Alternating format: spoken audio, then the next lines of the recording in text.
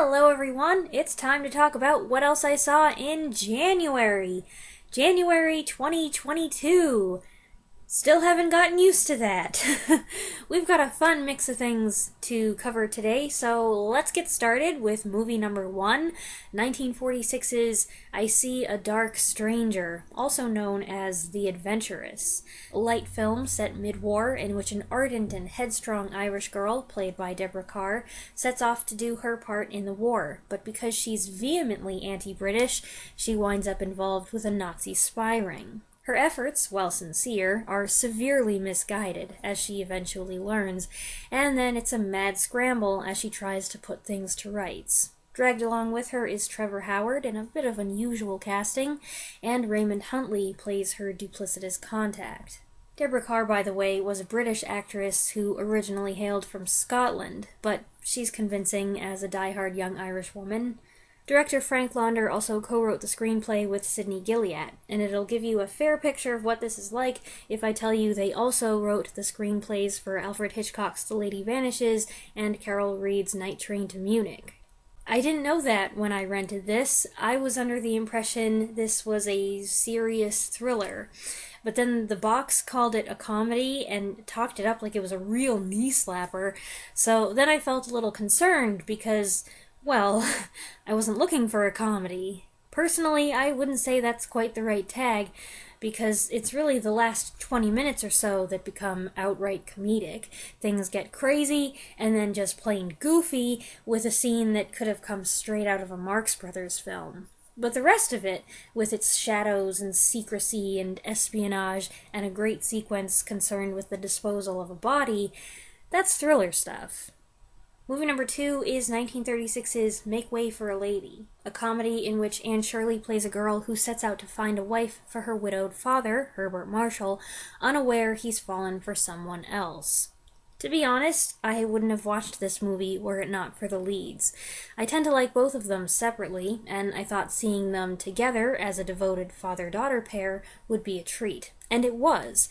Best thing about the film. It's always nice to see Herbert Marshall do something on the lighter, fluffier side, and Anne Shirley is essentially playing Anne Shirley. Her debut film, Anne of Green Gables, had come out 2 years before this, and here she plays a similarly winsome character with a flair for drama, whose love of romance and poetry and acting grown up with her BFF sometimes gets her into a pickle. Unfortunately, I found the story itself a bit trying, revolving around people not being clear about what they mean and not asking questions when they should. It's got some charm, but it's not particularly memorable, and if I didn't like the leads, especially Shirley, I don't know that I'd have stuck with it. Movie number 3 is a rewatch for me, 2005's Mozart and the Whale. Josh Hartnett and Rhoda Mitchell star as a pair of young people with Asperger's syndrome who are attracted to each other but struggle to navigate the ups and downs of being in a relationship, especially where the two of them are such different people with their own fears and problems communicating. I'd seen this film before, probably not long after it came out, which was before it stopped being acceptable to call what they have Asperger's, so that's the term used in the film. I've always remembered that I liked it, but I couldn't recall specifics, so I figured it was time to see it again. It's a sweet story, with some cute and really funny parts. What I didn't remember, though, or maybe didn't appreciate, was how melancholy it is, at times. A good deal of the story has to do with the question of intimacy. She's forward and outspoken, and he's insecure and unaware when she's making advances. I also didn't remember how much heartache these two people go through. Ultimately, these characters are endearing, insecurities, struggles, and all, especially the members of the autism support group who make you laugh, not because the film is making fun of them, but because you genuinely like them. The film was based on a book by Ronald Bass, who also wrote the screenplay, and I've heard both book and film received praise for their accurate and sensitive portrayals of people with autism.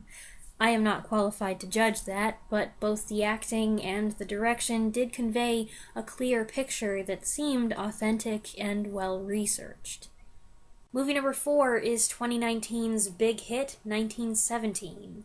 There was a lot of fuss made over this World War I movie when it came out, and I was wary of the hype. I'm wary of the hype that pretty much any movie gets these days. But I finally checked it out, and, it does live up to its reputation. Directed by Sam Mendes, who also co-wrote it based on his grandfather's personal account of the war, it is a technical marvel, made to look like it was shot in one take. Director of photography Roger Deakins later revealed 48 cuts. I detected just 3. How they pulled this whole thing off just boggles the mind.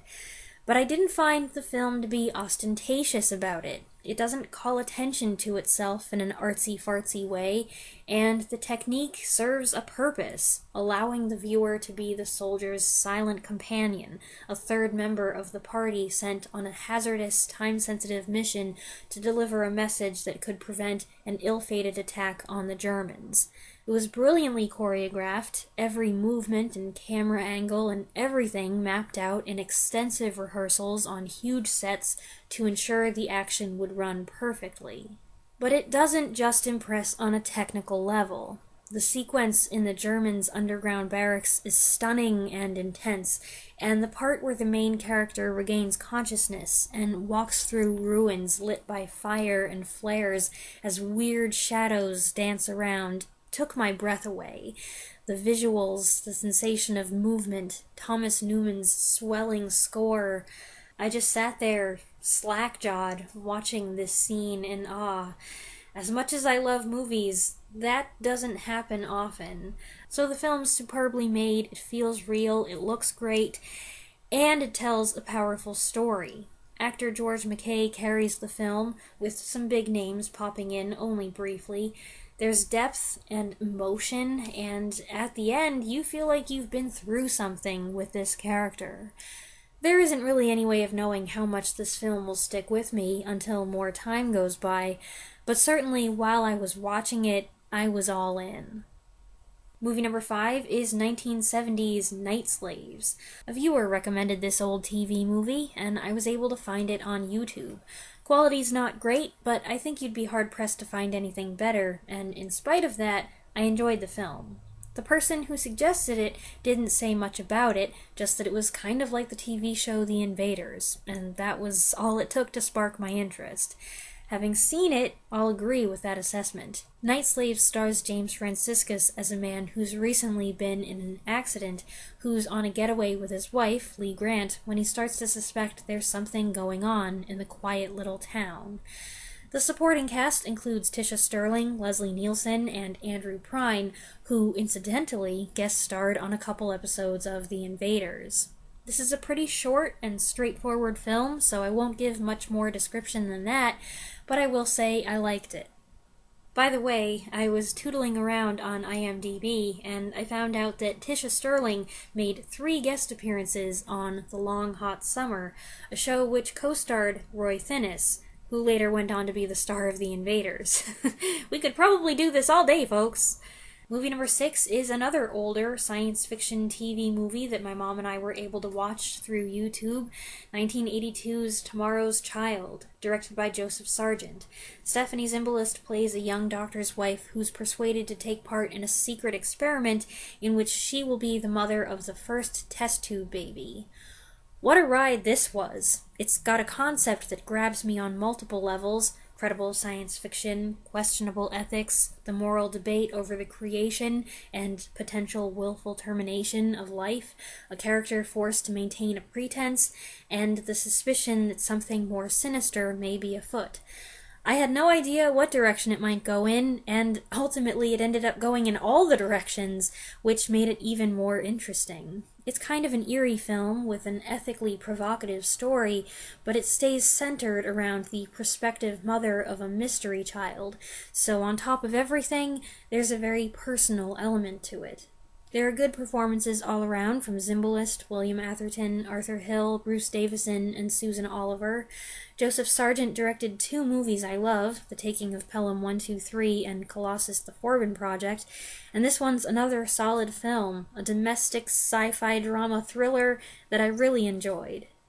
Movie number 7 is Waxworks, or Das Wachsfigurenkabinett, a silent film from 1924 directed by Paul Lenny, who also made The Cat and the Canary and The Man Who Laughs.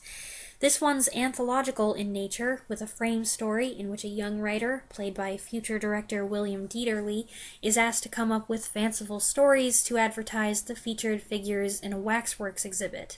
What we're watching are his stories come to life, where he and the girl play significant roles. One is an Arabian tale featuring Emil Jannings as a lustful Grand Vizier, another revolves around Ivan the Terrible, played by Conrad Veidt, and the other is about Spring-Heeled Jack, played by Werner Krauss. I was rather disappointed how much time was spent on the first story, while the third was such a short segment, and I also feel they made a mistake in equating Spring-Heeled Jack with Jack the Ripper. They both came out of Victorian London, but they're not the same. One was an actual serial killer, the other was a folklore figure, kind of like a cryptid. This one wasn't as much of a horror film as I expected, though there's a spooky quality to it at times, and each story has a gruesome element. The highlight, of course, was the fanciful art design. These sets and backgrounds are a treat for anyone who's got a special liking for the bizarre dimensions and shapes of the German Expressionist landscape. And number 8 is The Jinx, The Life and Deaths of Robert Durst, a documentary series made by Andrew Jarecki chronicling the case of multi-million-dollar real estate heir Robert Durst, whose wife disappeared suspiciously in 1982. And that's just the tip of the iceberg. Andrew Jarecki made a film in 2010 titled All Good Things that was based on Durst's life, and shortly after he was contacted by Durst himself about doing an exclusive interview. That interview is the center of this 6-part documentary, Durst answering questions and telling his side of things, while we're informed of the many bizarre twists and turns of the story, starting with the discovery of a dismembered corpse. And they show actual photos, so bear that in mind if you watch this and you happen to be eating while you watch it. This miniseries aired on HBO in 2015. Not long after, thanks in large part to unexpected developments that occurred while they were filming the documentary, Durst was arrested. He was eventually convicted and sentenced to life in prison just last fall. I don't know that I ever heard about this case. I might have, but I forgot. But this documentary came to my attention in mid-January when Durst, having served only a few months, died at the age of 78. It's a fascinating case, and the show itself is engaging, with interviews of multiple key players and some ingenious music and editing choices, while Durst himself comes across as kind of an odd bird. It's the 5th episode where things take a turn, and suddenly, instead of staying behind the camera, the filmmakers themselves become involved, and then it all comes to a head in episode 6, which had me on the edge of my seat right to the chilling final moments. The case still isn't closed. There are so many unanswered questions, and now that Durst is dead, they may never be answered. The fact that so much happened right after this documentary was made makes me wish that they'd done some kind of follow-up, but it's not spoiled because they didn't. It definitely stands on its own as a great piece of true crime storytelling with a shocking twist at the end. It remains a great miniseries documentary where the filmmaker went in with one objective and came out with something else entirely. And that's it. I hope you enjoyed this month's collection. Please let me know if you've seen any of these films and what you thought of them in the comments below, and I'll see you later. Thanks for watching.